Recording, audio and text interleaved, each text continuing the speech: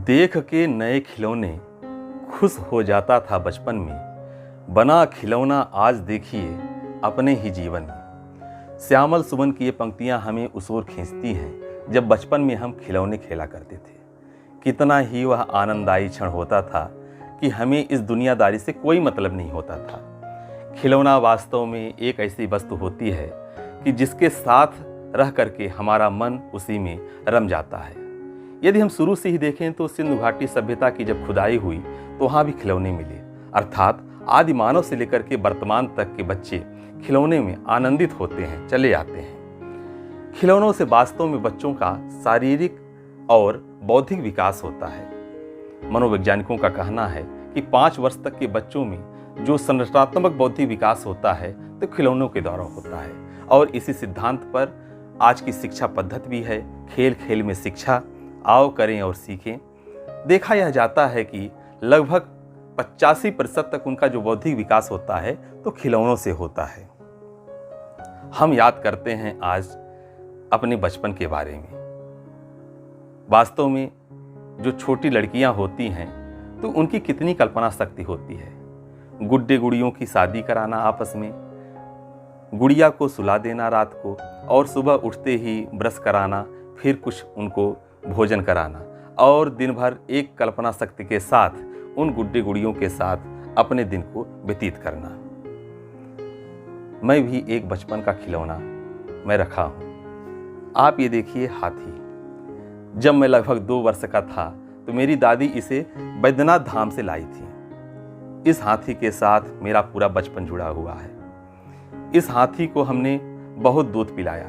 जब भी मेरी मम्मी, मेरे पापा, मेरी दादी दादा मुझे दूध पीने के लिए देते थे तो पहले मैं इस हाथी को पिलाया करता था, इस हाथी को मैं सुलाया करता था।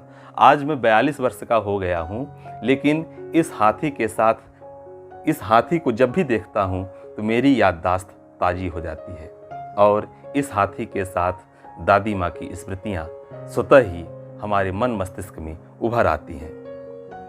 एक और बात मुझे अच्छी तरह से याद है कि बचपन में मैं दर्जी के यहाँ जाता था। दर्जी के घर के बाहर दर्जी जब कपड़ा काट करके जो कतरनें होती थी उसे बाहर फेंक देता था। उन कतरनों को मैं उठा लाता था और उन कतरनों से मैं भी गुड़िया बनाता था। उन गुड़ियों को सजा करके रखता था, उनसे दिन भर खेला करता था। क्या वे दिन थे, मिट्टी के खिलौने, आहा हा, क्या खुशबू आती थी, उसको सूंघता था। आज भी बरसात का समय है, आप देखिए कि कैसी सोंधी सोंधी महक, जिसको सोंधी महक कहते हैं, जब मिट्टी में पानी की बूंदें पड़ती हैं वह सोंधी महक वातावरण में फैल जाती है। कितनी सुरभित होती है और हम सभी अत्यंत प्रसन्न होते हैं। तो बच्चे भी मिट्टी के खिलौने बहुत ही खेलते हैं। मैं भी जब बचपन में मिट्टी के खिलौनों की कार बनाया करता था, ट्रैक्टर बनाता था, मोटरसाइकिल बनाता था, बना करके धूप में सुखाता था। सूखने के बाद एक लकड़ी लगा करके, कुछ डोरी लगा करके खींचते हुए ले जाता था कुछ दूर तक और बहुत ही आनंदित होता था। छोटे बच्चों को देखिए, किसी भी वस्तु का खिलौना बना लेते हैं। यदि उन्हें छोटी थाली भी मिल जाए ना तो उसकी गाड़ी बना करके खेलने लगते हैं और कितना आनंदित होते हैं। चम्मच, कटोरी, थाली, प्लास्टिक की बाल्टियाँ, सब उनके खिलौने, ये खेलने की सामग्री होती हैं। आओ करें और सीखें वर्तमान में इस पद्धति के द्वारा बच्चों को शिक्षा दी जा रही है। आओ करें, बच्चे पहले करते हैं फिर सीखते हैं। हमें याद आती है मेले के बारे में। एक आंचलिक मेला लगता था हमारे गांव के बगल में और वह मकर संक्रांति के अवसर में खड़बड़ा का मेला। दिन भर पिपहिरी की गूंज वातावरण में, बंसी की गूंज, षटकोण की आवाज़, झुनझुन की आवाज़ वो गलियों में जब गूंजा करती थी, कितना आनंददायी क्षण होता था। एक दिन पहले ही रात को नींद नहीं आती थी कि कल सुबह मेला जाएंगे अपने दादा दादी के साथ, अपने पापा मम्मी के साथ। सुबह होते ही केवल एक ही आग्रह रहता था, मेले चलना है, मेले चलना है। रास्ते भर वो यादें आती थीं कि जब मेले जाएंगे तो कैसे वहाँ खिलौने तरह तरह के सजे रहेंगे, वो झूले। ये दिवस जाते ही सोन नदी में स्नान करना, इसके बाद कुछ लाई, तिलवा इत्यादि चबा करके खाते थे, पानी पीते थे। फिर होती थी मेले की घुमाई। हमारे मम्मी पापा तो उस समय ऐसी वस्तुओं को खरीदते थे कि जो घर में बहुत उपयोगी होती थी।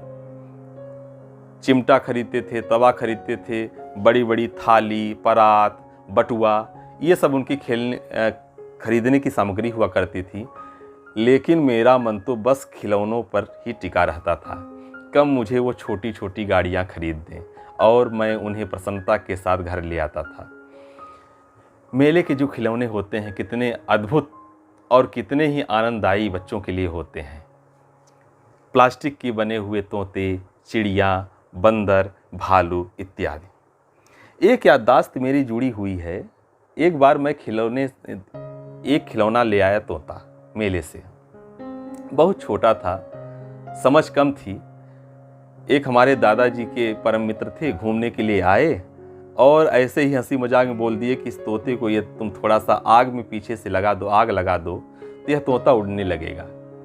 मुझे अच्छी तरह याद है वह बचपन, और मैं बिना कुछ सोचे कि यह तोता उड़ने लग जाए, उसके पीछे थोड़ा सा आग जैसे ही छुआया वह पिघलने लगा और मैं दूर हो गया उसको लेकर के। अरे ये क्या, ये कैसे हुआ? बच्चे बहुत ही अद्भुत होते हैं। उनकी सोचने की समझ, उनकी क्षमता वो ही जाने। बड़े तो आनंदित होते हैं, कल्पना करते हैं और बच्चों को देख करके अपने बचपन में खो जाते हैं। बच्चे तो आनंदित होते हैं खिलौनों के साथ, और जो बड़े होते हैं तो बच्चों को देख करके, जब बच्चों को देखते हैं तो उन्हें अपने बचपन की याद उनके मस्तिष्क में उभर आती हैं और ताज़ी हो जाती हैं। इसके बाद जब मैं बड़ा हुआ,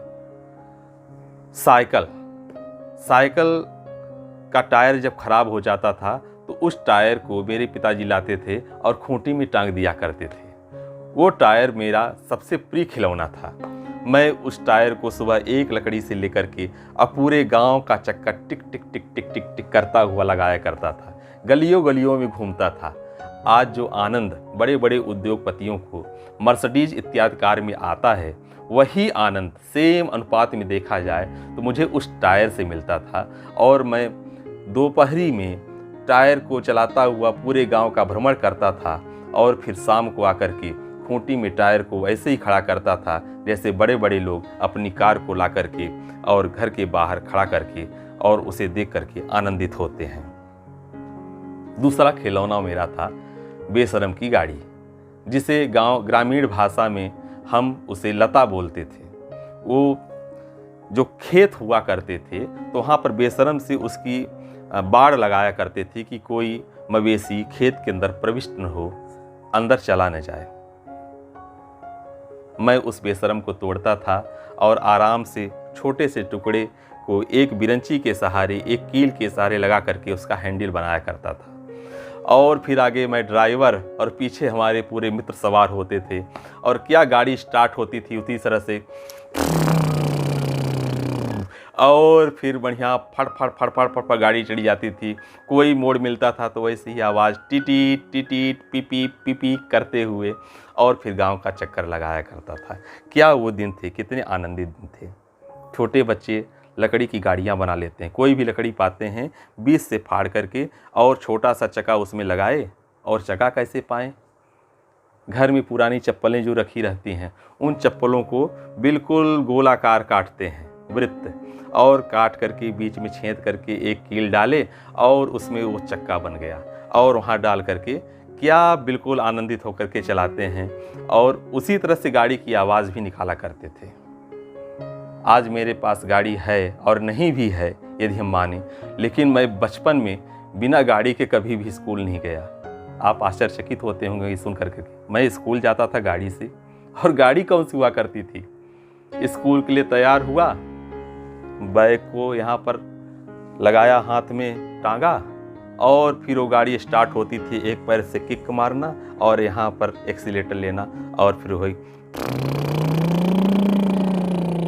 स्कूल पहुँच गया। आधी छुट्टी में फिर गाड़ी स्टार्ट करके घर आया, भोजन किया और फिर गाड़ी से स्कूल की ओर दौड़ा और शाम के समय बस्ते को टांग करके और गाड़ी से ही आया करता था। मुझे बहुत ही अच्छी तरह से याद है कि मैं कभी भी बिना गाड़ी के स्कूल नहीं गया। तीसरी, चौथी, पाँचवीं इत्यादि कक्षाओं में प्रतिदिन गाड़ियों से पढ़ने के लिए जाता था और गाड़ी में ही बैठ करके फिर घर आता था। छोटे बच्चे होते हैं, किसी भी वस्तु को पाते हैं तो उसका खिलौना बनाते हैं। माचिस की डिब्बी, माचिस का खोखा जिसे गांव की भाषा में बोलते हैं।